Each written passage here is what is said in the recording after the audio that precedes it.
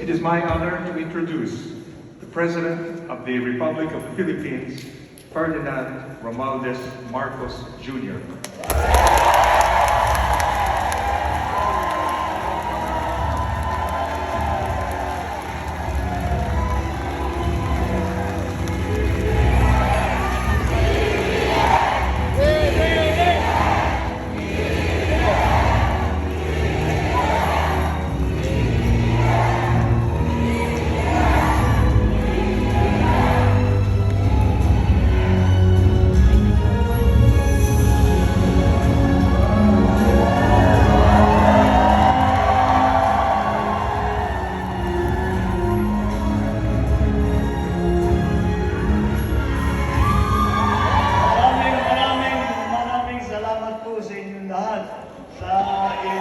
Napakainit na salubong na ibinigay sa aming lahat, sa delegasyon namin, kami mag-asawa na si Lisa, at ang delegasyon natin, ang mga cabinet minister, ng cabinet secretary na nandito para sa pagpunta namin sa United Nations. Ngunit pinakamahalaga, lahat po kayong mga Pilipino na natitira dito sa East Coast, marami pong salamat at kahit papaano, alam ko naman na busy kayong lahat. At kahit paano kayo po ay nakahanap ng kaunting panahon upang makadalaw dito sa ating pagtipon-tipon ngayong hapon na ito. Maraming salamat po.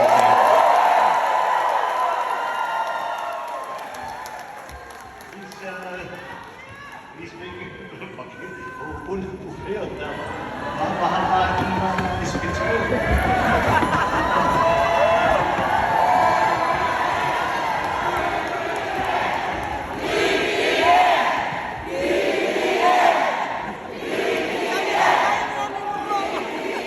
Papatiin ko lang po ang ating mga kasamahan, ang ating kasama sa Philippine delegation na nandito ngayon. Andito po ang speaker natin, Speaker of the House of Representatives, Speaker Ferdinand Martin Romualdez.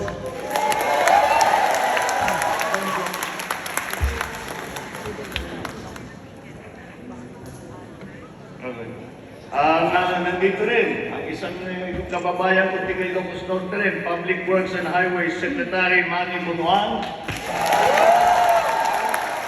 Ang ating Secretary ng Department of Trade and Industry, Alfredo Pascual. At ang ating bagong Tourism Secretary, Maria Esperanza Cristina Frasco. Ang ating Department of Transport, ang ating bagong naging kalihim, Transportation Secretary Jimmy Bautista. Ito po ay pagtitignan po ninyo, makilala nito, parang mabait ito, pero masyadong mabagsak ito. Ngunit kailangan namin magsiksit na isang nag-release ng pondo, ang Secretary ng Department of Budget and Management, Secretary Amina Pangandama. Ito po ang isa pang nung siya'y na-appoint, nagpasalamat siya sa akin. At sabi na, thank you, at natiwala ka sa akin. Ay sabi ko sa kanya, mag-antay ka ng 6 na buwan. Pagdating ng 6 na buwan, tignan natin kung magpapasalamat ka pa sa akin dahil napakalaki ng trabaho ibibigay ko sa iyo. Ang ating DICT Information and Communications Technology Secretary, Ivan John Uy. Ang kalihim ng pinakabago at sa inyong sa ating mga OFW, ito na, palagay ko ang pinakamahalaga na department, ang Department for Migrant Workers. Ang namumuno po ngayon dyan ay si Secretary Toots Ople. Ang namumuno naman ng ating National Economic Development Authority, ang siyang nagpaplano para sa ating ekonomiya, Secretary Arce Balisacan. Nandito rin po ang ating press secretary. Ito yung nakikita ninyo sa press conference. At saka pagka may announcement kami, siya ang lumalabas. Press Secretary Rose Beatriz Cruz Angeles. Sa Presidential Management Staff naman po, siyang namamahala doon sa iba't ibang pangangailangan sa office of the President, Presidential Management Staff Secretary Maria Zenaida Agustin. At ang ating Special Assistant to the President is Secretary Antonio Ernesto Lagdameo Jr. who happens to be the son of our permanent representative to the United Nations, Ambassador Antonio Manuel Lagdameo Sr. Ang Bangko Sentral, Governor natin, ito isa pa sa mga importante nating economic manager, Governor Felipe Madalla of the Bangko Sentral ng Pilipinas. Ang ating special envoy na dati pang nag-represent sa Pilipinas para sa United Nations Children's Fund, Monica Luis Prieto Chodoro.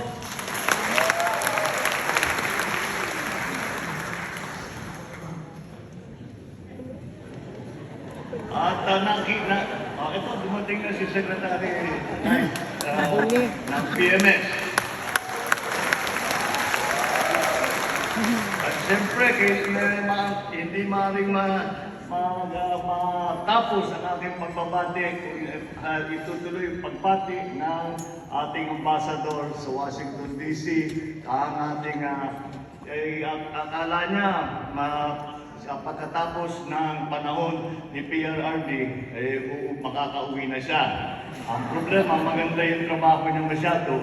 Sabi ng mga Amerikano, huwag yung siya munang palisin at maganda siya makikisama dito sa amin. Kaya, ang ating Ambassador Babe Romualdez.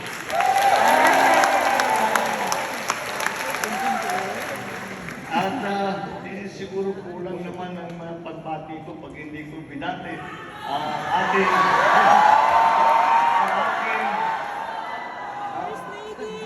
aking asawa na si Luis Aroneta.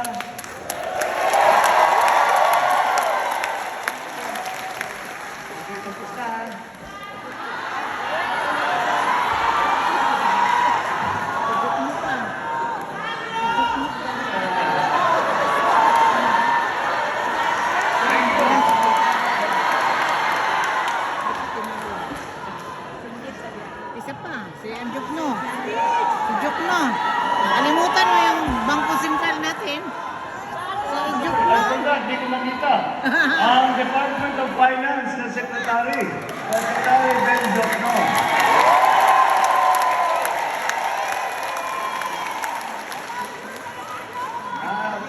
Huli-huli yan. Ngayon, nawawala ng papel pag nandito. Nakita niyo siguro nung during the campaign, nala-livestream ninyo yung mga kampanya namin kung saan-saan. At ganyan din, parang dito. Lahat ng puntahan namin, palakpakan ng mga tao. Excited naman ako. Parang mananalo tayo. Pagtayo ko, lalabas ba naman ng placard? Nasaan si Sandro? Si Sandro. Iyon na boto ko, akin na si Sandro. Ilang beses ko na malapit pinamigay eh. May panalo ko lang. Ang ating bagong kongresista sa Primera Distrito ng Nogos Norte, Congressman Sandro Marcos.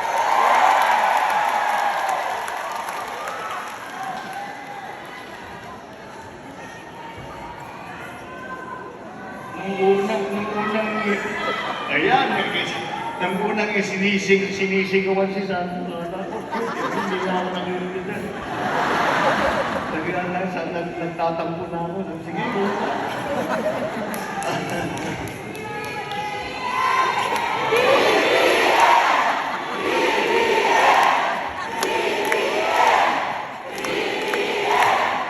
Magandang hapon sa inyong lahat, ladies and gentlemen, distinguished guests.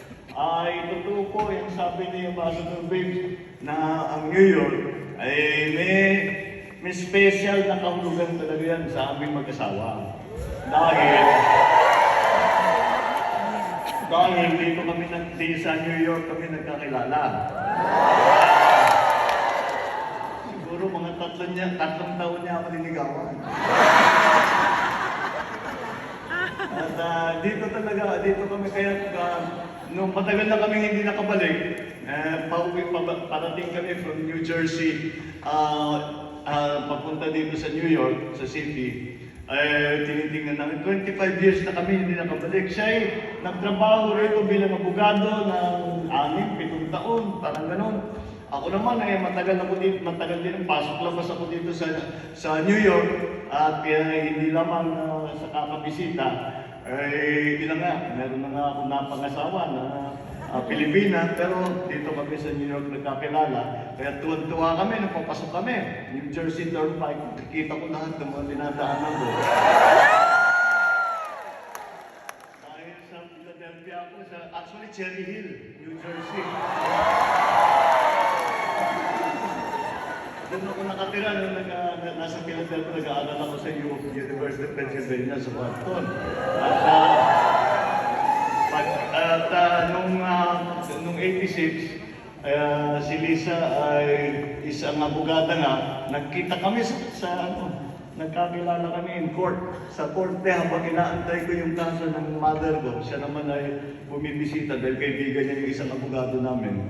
At ayun. Kaya Sandro, magpasalamat ka sa New York, kundi sa New York.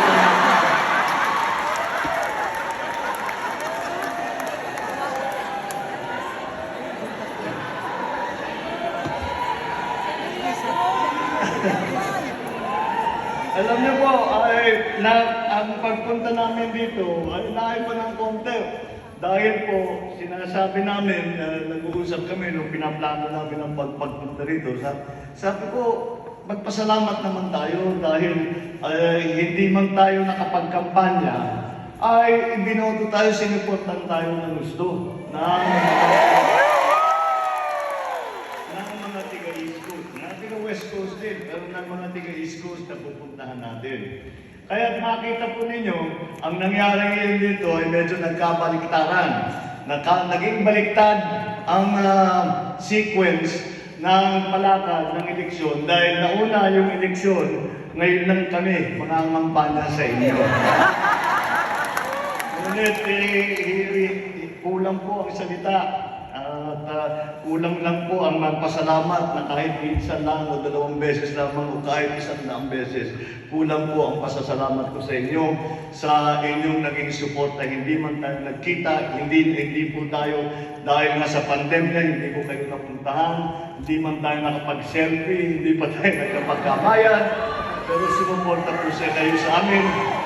At alam niyo po, ay para sa isang politiko, para sa isang nasa serbisyo publiko, wala na pong kasing laking karangalan na ibigay ninyo ang tiwala sa amin, ibigay ninyo ang pagmamahal ninyo sa amin, at ibinibigay ninyo sa amin ang pag-asa ninyo sa kinabukasan. Maraming salamat.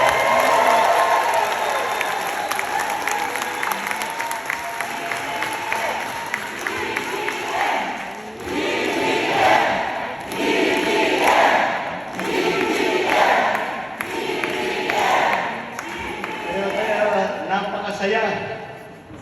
Matagal ko nang hindi nakita yung t-shirt na ganyan. Alam na ba yan kung ano yan yung kay Kabataang Barangay? Yeah. Ang pinamumunuhan yan dati ni Amy. Yung kapatid ko, yung ate ko. Pero sabi niya, kaya dahan-dahan kayo mag-display ng shirt na ganyan. Dahil sabi ni Amy, iba na raw ang kahulugan ng KB, hindi na Kabataang Barangay. Katandaang Barangay na. basta tatanggap pa rin tayo ng kanyang kabataan. Napakasaya po na makasama kayong lahat ngayong hapon para sa ating pagtitipon na ngayon. Kalalakang pupulan, kani-kanina lang mula Pilipinas.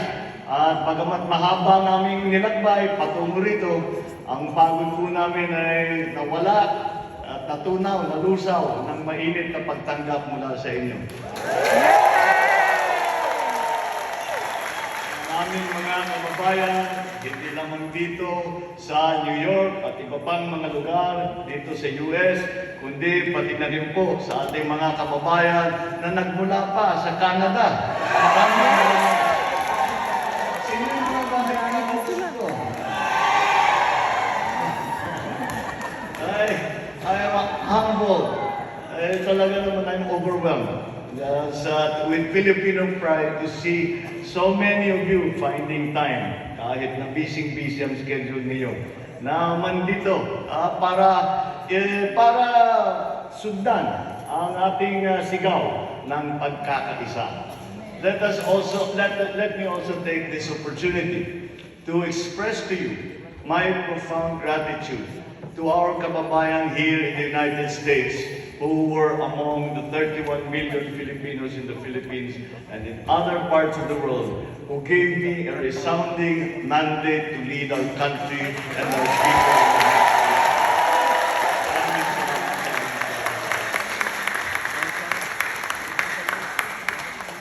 But also, just as importantly, and maybe even more so, I would like to pay tribute to all of you and the rest to the almost 4.5 million Filipinos here in the United States for the role you play and will continue to play in advancing the interests of the Philippines and the Filipino people here in this part of the world.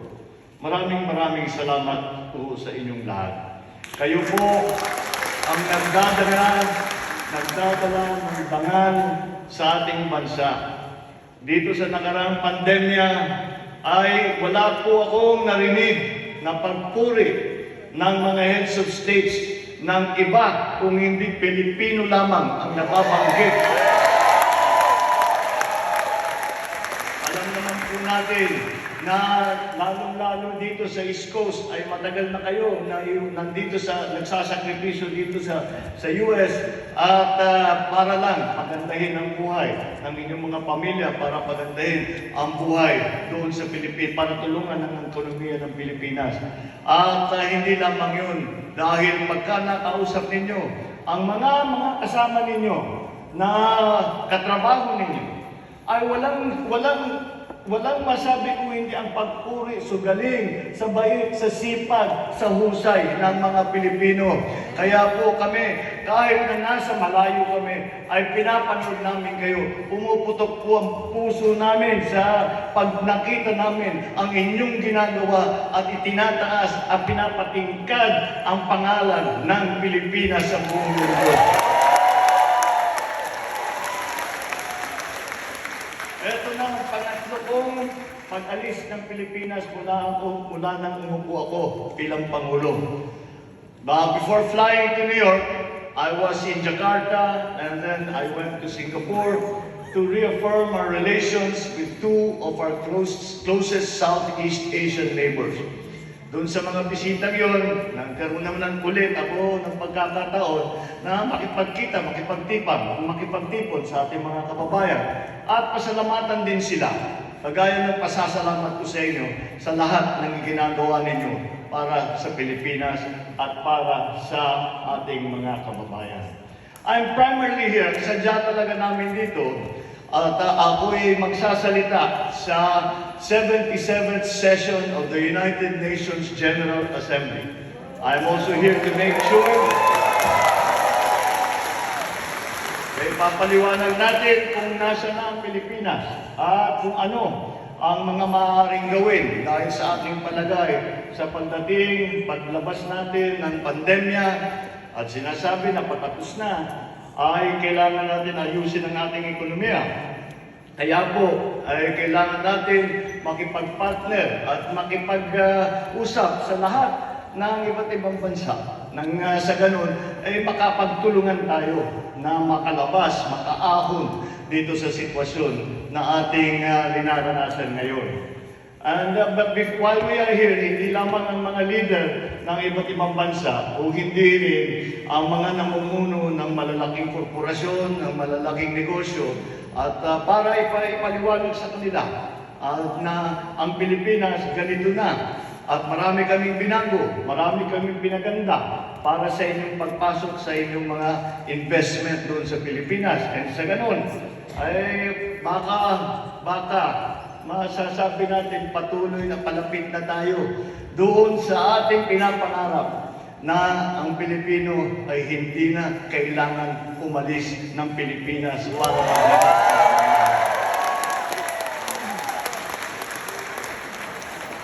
Habang nandito ako, we will be working hard to get other things done for the country besides addressing the UN General Assembly on Tuesday. The same way, my father, President Ferdinand Marcos, and my mother, Imelda Romualdez Marcos, did on several occasions during his incumbency. I will share our views on a number of global concerns and the role the Philippines will play as a responsible member of the family of nations in addressing these concerns. I am hoping to be able to meet President Joseph Biden and other world leaders on the sides of the UN General Assembly. Alam niyo po, yung nakikita natin kung minsan sa television, yung sa malaking hall nila, nag-i-speech, sa pagkatapos po ng mga malalaking speech, ay nagkikita-kita, mag-uusap-usap kami na bilateral, multilateral, kung ano pa, mga iba't ibang meeting. Kaya yun ay napaka-importante rin. Kaya ginawa namin na nakapagplano kami at humingi kami ng panahon dito sa mga napunta rito para sa General Assembly, napunta sila rito, ay sabi ko pagkakataon na natin at hindi natin sila mapupuntahan sa kanilang bansa, dito na natin silang kakausapin. So, aside from President Biden, I think we will be able to meet with some other heads of states and, as I said, some heads of big companies. After all, our bilateral alliance with the United States is possibly as important an policy as there is in the Philippines. Our relations with the United States remain strong, and I believe we will make them stronger in the coming years. In the coming days,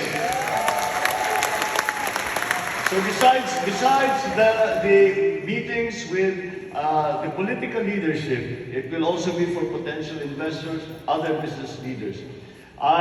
Gusto natin, dahil gusto natin para paahunin nga natin, para pasiglahin natin ang ekonomiya, na makapag-invest. At pag nag-invest, mayroong bagong negosyo. Kapag may bagong negosyo, may trabaho. At yun ngayon ang ating hinahanap. Dahil talagang maraming nahirapan, alam na naman yung alam ko na madalas kayong nakikipag-usap sa inyong mga kaibigan, mga kamag-anak sa nakarang 2 taon at alam naman ninyo na wala naman siguro kahit sino sa buong mundo ang makapagsabi na hindi naramdaman ang kahit na anong epekto ng COVID. Kaya naman ay kailangan naman natin pag-isipan kung ano ngayon ang magiging global economy. At yan ngayon ang aming pinag-aaralan. Kaya napakahalaga na naisama natin ang ating mga economic managers na nandito. At hindi lamang na sila yung ating economic managers, kung hindi sila ay ang sa aming palagay, ang may kaya, may karanasan at pinakamahuhusay para magtimon sa ating ekonomiya pagkatapos ng pandemya. I will also share with our friends my vision for the Philippines, and in my discussion with the think tanks and the media, that will certainly come up as well. In all my meetings here in New York, I hope to share our hopes and aspirations for our country and our people.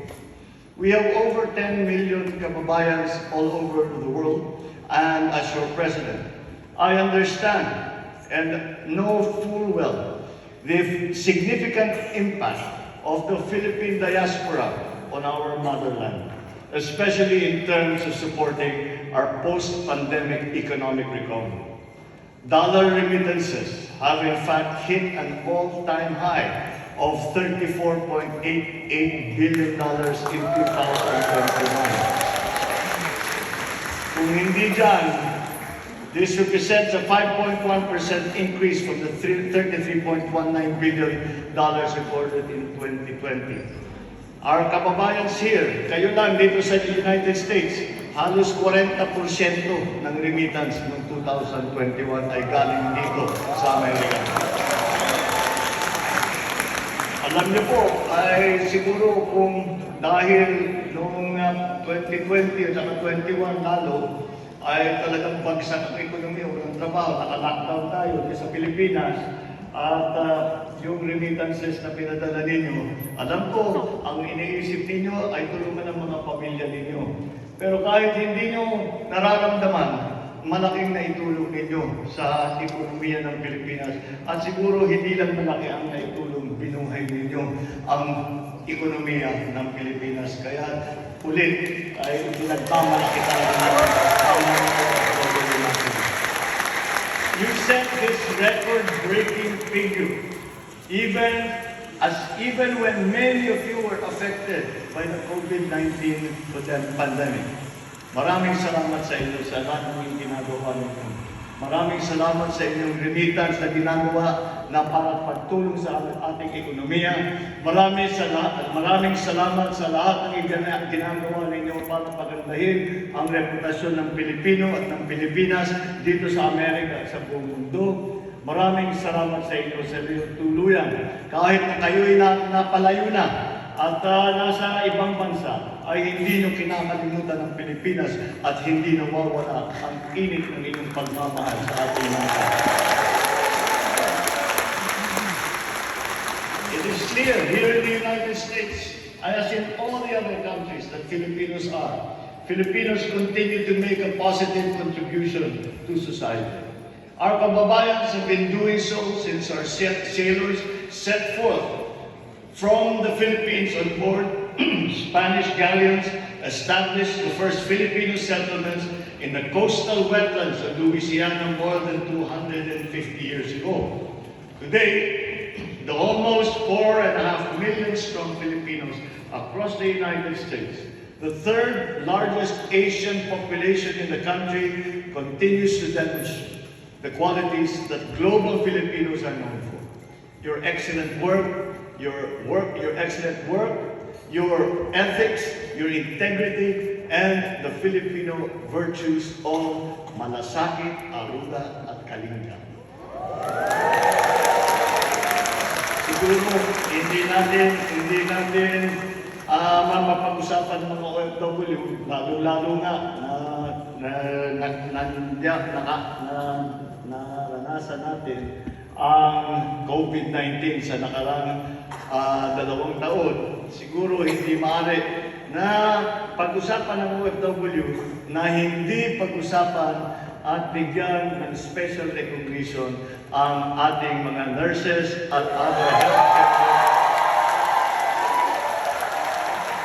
who have fought bravely on the front lines against COVID-19, especially in New York City and its environs, which was the epicenter of the pandemic when it first broke out in the spring of 2020. During this extraordinary and unexpected health crisis, many of our kababayans lost their lives in the process of fulfilling their oath to care for the sick. Filipinos nurses in the United States make up 4% of all registered nurses, but a disproportionate third of the more than 200 nurses who died from the virus were Filipinos. In New York City alone, at least 30 Filipino healthcare workers succumbed to the virus. I take this opportunity to extend my condolences to the grieving families and friends here and back home. I can promise you that this heroism of yours, of our kababayans, will not fade into obscurity. Their legacy we will make live on as they continue to inspire our kababayans to show the world what it means to truly be Filipino. So may I ask the nurses, such as the front and other frontliners, doctors, medical professionals, mga teacher, mga emergency response workers, service employees na nandito. Tumayo na kayo para mapalakpakan namin kayo.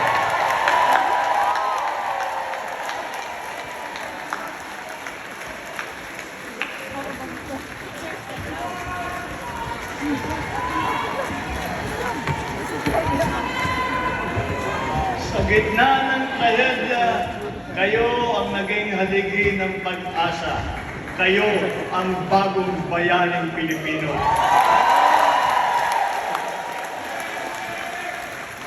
Maraming salamat muli sa inyong serbisyo at sa inyong sakripisyo. Since the day I took office, I have been inspired by the commitment of overseas Filipinos like yourselves to your families back home and to the work that you perform here as you strive to provide for them. With this inspiration, I must work harder than ever, not for recognition, not for glory, but for you, my beloved kababayans, and for our country.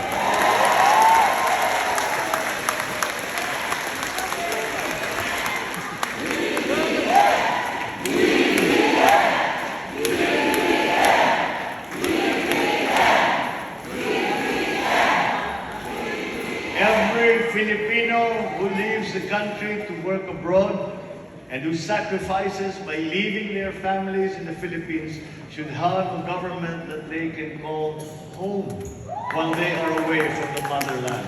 At yan ang magiging katungkulan ng Department of Migrant Workers at ang Department of Foreign Affairs. Sa pamamagitan ng ating mga embasiya, consulate at na sa buong mundo, ay yan ang kanilang gaganapin. They will serve as the refuge for our distressed kababayans amidst a world of insecurity, uncertainty, and tight competition. We have come to an understanding with our Secretary of Migrant Workers, to conduct a systems review on how best the government can serve the needs of our kababayans abroad, especially those who may find themselves in distress. I have also asked Foreign Affairs Secretary Ricky Manalo to make sure our foreign service posts remain responsive to the needs of our Filipino nationals, especially the delivery of passports and other consular services. We will give our overseas Filipino workers all the advantages that we can provide them to survive, and not only survive, but thrive. We will not condemn the future of our race to menial occupations abroad. We intend to bring back an educational system that prepares coming generations for more jobs and better jobs. Our Vice President and Secretary of Education, Sara Duterte Carpio,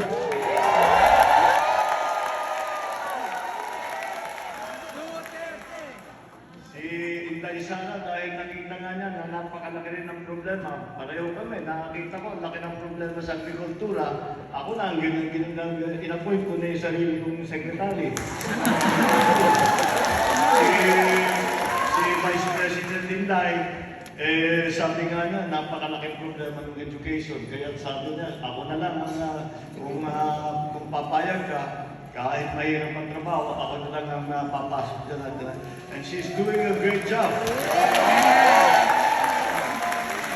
So saan naman mahala, para ba't ibalik yung dalhin ang mas maganda na sistema ng edukasyon para naman ang ating mga kabataan ay handang-handa na pumasok ng trabaho kahit saan sa mundo, kahit ang klaseng trabaho, at tayo naman ay hindi kasuporta sa kanila. We must take care of the Filipino youth because they are the future. Our children must be equipped with the best that we can possibly provide. We cannot scrimp on the amount. Hindi tayo pwedeng nagtitipid. At lahat ng maaari natin ibibigay natin sa kanila so that they get the best quality of education that we can afford without being wasted. We will provide teachers the materials necessary for effective teaching in this day and age. Ngayon, hindi na workbook na lang at saka lapis at saka papel. Kailangan may device, kailangan may wifi, kailangan may mabilis na sistema. Kaya na yung ating DICT Secretary ay nalalagas na yata yung board na dahil kakaisip paano gagawin lahat ito. Pero gagawin po natin yan. Dahil hindi po tayo makapag-compete, hindi po tayo makipagsabayan sa mga iba't ibang bansa, kundi po natin gawin yan. At ito ay parang naghahabol pa lang tayo. Tayo ay nais natin ay sa ating paghabol ay hindi lang makapagpantay, kundi lumapis pa sa pinagagawa natin at sa ating mga kaibigan. We must do, in education, we must do better in international rankings, especially when it comes to the so-called STEM subjects, science, technology, engineering, mathematics. This is necessary for our young people to be able to compete in this highly technological and competitive world. Our bureaucracy, the administrative heart and soul of the government, is also in need of review. And I will make sure that we eliminate the inefficiencies in our bureaucracy to enhance public service. For instance, progress is being made in terms of making private and public transactions less cumbersome. I myself am familiar with stories of our countrymen who dread dealing with our government agencies because of red tape or are forced to engage the certificate of excellence, thinking that it is the easiest way to get things done in government. A single national ID for Filipino citizens, including dual citizens, will now pave the way for the ease of doing business. Kung yung Amerikano may social security, bakit tayo hindi? Wala.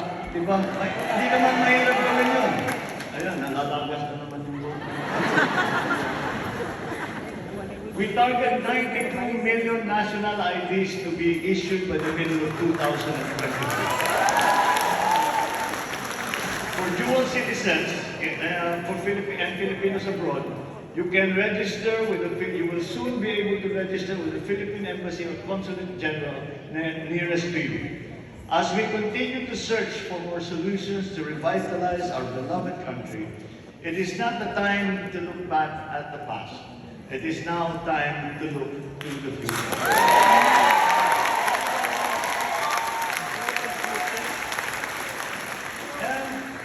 The future looks bright. The economy, we expect to grow by 6.5% to 7.5% this year. We will implement tax reforms that will be responsive to the development of the digital economy and will increase revenue collection. We also have formulated our medium-term fiscal strategy to achieve measurable medium-term macroeconomic and fiscal objectives, such as a 6.5 to 8% real GDP growth annually between 2023 and 2028. We also target a 9% or single-digit poverty rate by 2028. Target a reduction of just 3% to just 3% of our national government deficit to GDP ratio by 2028. A less than 60% national government debt to GDP ratio by 2025, and the attainment of upper middle income country status by 2024. I have tasked the NEDA, the National Economic Development Authority, to come up with a 5-year development plan. I'm confident that Secretary Arce and the rest of his team will deliver the best strategy for us to pursue in the coming years, just as they did during his first trip as the country's socio-economic planning secretary. The backbone of an economy is its infrastructure. I have said it before, I say it again. I will continue the build flagship of the previous administration, and wherever possible, we will expand it. We must keep the momentum going. We will also raise the level of our other systems of transportations in key cities throughout the country. Investing in modern and efficient infrastructure will remain a very high priority of this administration, as it is a necessary element to accelerate economic growth by generating jobs, improving many sectors such as tourism and especially agriculture. Ang ating mga kababayan dito sa New York, dito sa United States, at sa lahat ng ating mga kababayan sa buong mundo will still play a very critical role in the economic transformation of our country. Kahit na malayo kayo sa Pilipinas, at ito ay sinasabi ko sa inyo, ang inyong minamahal na Pilipinas ay kailangan pa rin kayo, lalo na ngayon. Kailangan kayo ng ating mahal na inang bayan. I stand here before you today to invoke the quintessential Filipino spirit, the spirit of bayanihan, and to challenge each and every one of you to contribute meaningful change back home. Let us follow in the steps. Let us follow in the footsteps of a number of exceptional Filipino members of the Filipino community across the United States who have been carrying out very impactful projects for the benefit of our kababayans back home. We have seen many of them lead medical missions in far-flung barrios, construct school buildings, houses for the indigent, provide not just scholarship, but books and school supplies to poor and deserving students. Others who have the resources have been funding research efforts to find cures for rare diseases affecting Filipinos. Some have gone beyond raising funds to respond to typhoons and other disasters back home, to donate drones and assist in rapid disaster assessment and needs analysis, or providing livelihood assistance to allow affected communities to bounce back. Initiatives that our kababayans in the United States and elsewhere in the world could launch in support of our efforts to develop our agricultural sector are very much welcome. As you all know, agricultural development is a top priority of this administration. We live in uncertain times. Our food security can easily be impacted by disturbances taking place in other parts of the globe. Hindi naman natin akalain. Sino ba magsasabi na magkakagera sa Eastern Europe, sa Ukraine, maapektuhan ng Pilipinas na napakalayo? Ngunit ang lahat ng inputs na tinatawag para sa agrikultura ay naapektuhan at nagtataasan ng presyo. Kaya nakakaawa kung minsan at nakikita natin hindi na talaga kaya ng mga namimili ang presyuhan. Kaya kami ay yan ang isa sa una namin ginawa ay tiniyak namin na ang supply ay nandyan.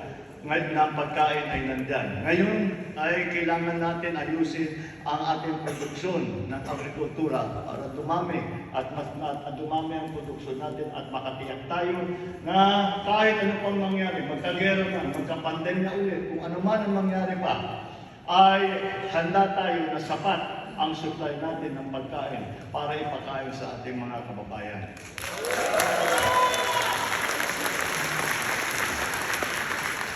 It is a challenge. Attaining food sovereignty is not impossible with your help. I count on our agriculturists and specialists abroad to contribute to this endeavor. I call on you and other Filipino overseas to invest in agribusiness ventures in the Philippines and become what they call now agripreneurs yourselves to help revitalize our countryside. You can encourage your young relatives back home to take college courses related to agriculture.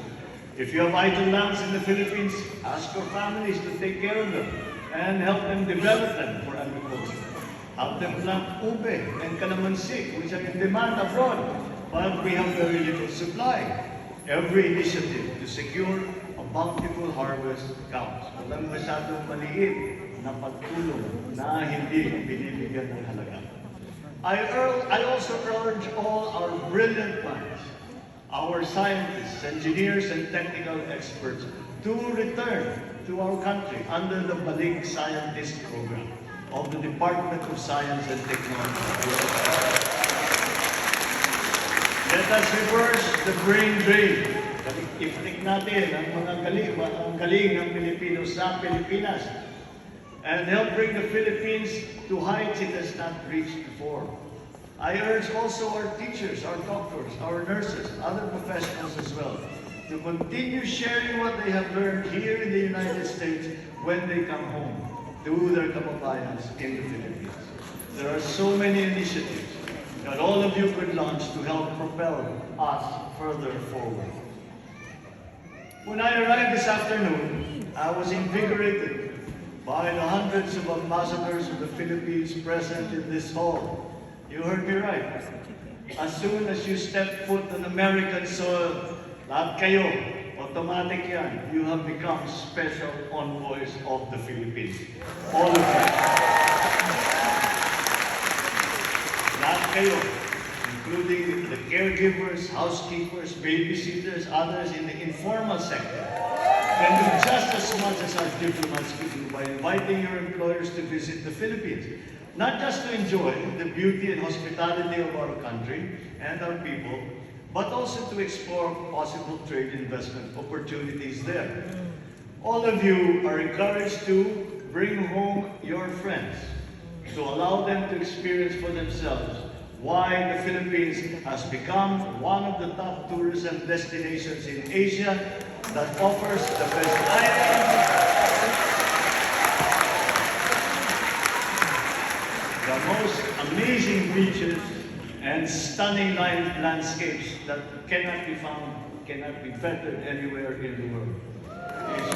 Most importantly, introduce them to the grace, the kindness, the hospitality, and the graciousness of all Filipinos. As a matter of fact, ngayon na pwede nang bumiyahe, you yourself should be balikbayans and book that long overdue trip back home. Kita tayo sa Pilipinas.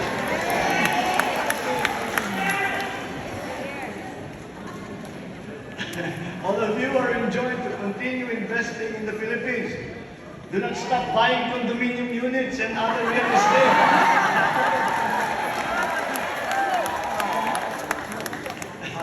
Invest and open businesses. Maliit, malaki, sari-sari store, malaking kumpanya, lahat pwede makakatulong lahat to. And these will all contribute to create much needed jobs and build a better life for all our people.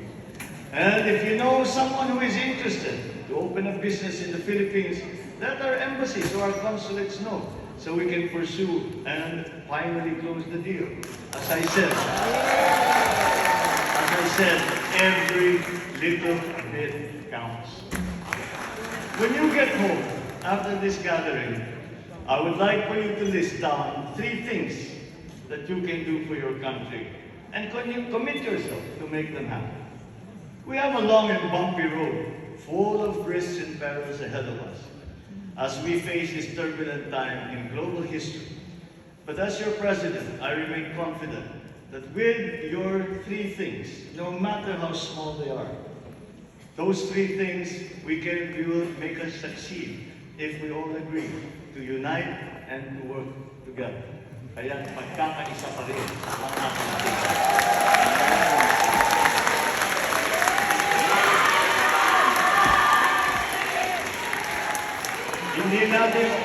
Hindi natin makakamit ang ating hinahangad nating pagunlad ng ating inambayan kung tayo ay walang patao. Ito ang mensahe na dala. Itong mensahe na dala ko para sa inyo. Pagkakaisa ang kailangan para sa pagunlad ng ating bansa. Kayang-kaya kung sama-sama.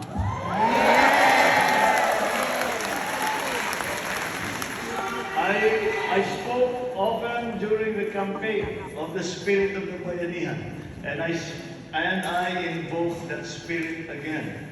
The spirit of Bayanihan that burns bright in the hearts of every member of the Filipino community here in the United States and all around the world.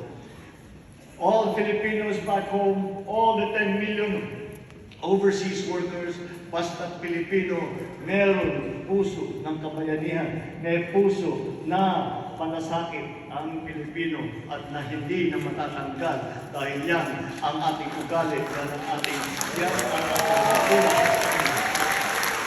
yan ang ating tibay, yan ang ating galing.